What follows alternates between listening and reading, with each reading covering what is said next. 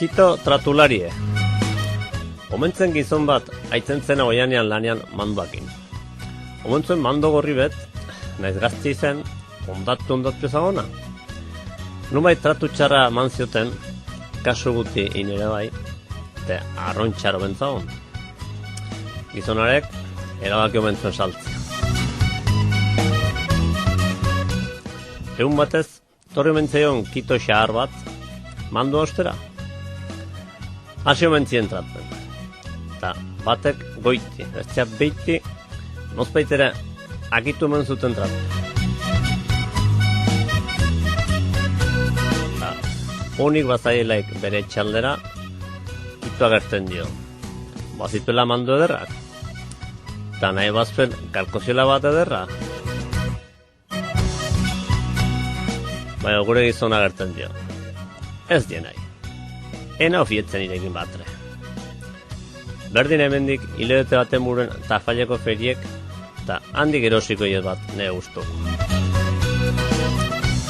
Egunekan, egun etorri, aiatu ziren feriek. Kantzen gure gizona mando ostera. Behalaxe sartu mentzaion begitik, ederki moztu eta apaindue mando gorri bet gorki mafa.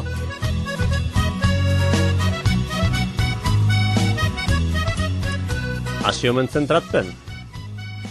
Inomen zuten kirrikilik karrakala aldi bet. Ta azkenean erosi omen zuen.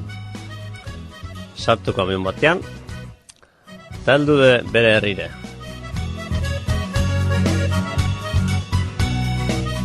Etxeko batean, zentzao mutile.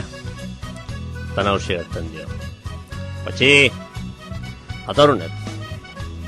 Erosiet mandoat xarmanta. Ta jautsu jardi bendik. Gaten da mutilek kamionera, jaustera, terten dio nausiek. Mando berosiet. Ungima joa gainera. Hau ez alda gero gure lehenaoko mando gorriure. Zuk lausosetan kituari saldu zinen ure. Hau isilik izona. Hain alde mando gau. Balasta zautiko dugu lehenaoko baldin baga. Hau dorpatiko di gure ateko aska. Eta bere eiko atia ere bai.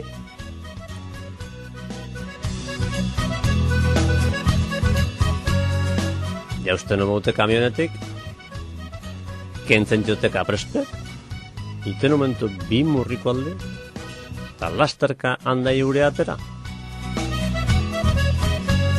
Gure zungi hornitu zelaik. Botomen zituen bi puzkerostiko.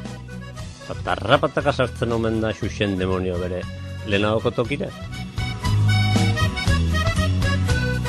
Motile gertzen dio nausiei. Enatzun erran gure lehenagoko mando gorri ure zela. Kito madarikatue. Ez dita ziritxarra sartu. Lausosetan kendu nien, zer nahi ordaintzeko lana izen jeture bera. Zirie, ertzen dio mutile. Ederra bai, eta gainera, zoroztu gabe.